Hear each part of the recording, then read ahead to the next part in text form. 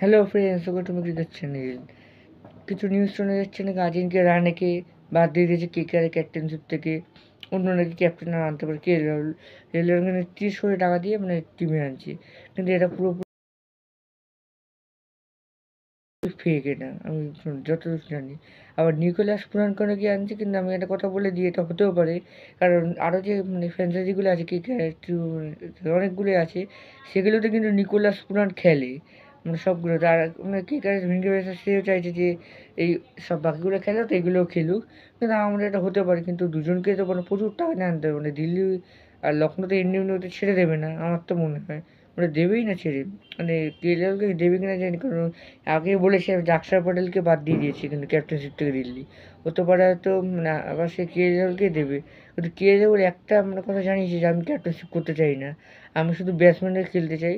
সেটা কেকেআরকেও বলেছে। দেখা যাক কী হয়। আর আইপিএলের ডেট তো আইপিএলের অপশনের ডেট তো ফিক্স হয়ে গেছে। আর আইপিএলের ফার্স্ট ম্যাচ হবে 14 তারিখ, 14ই মার্চ। Good night.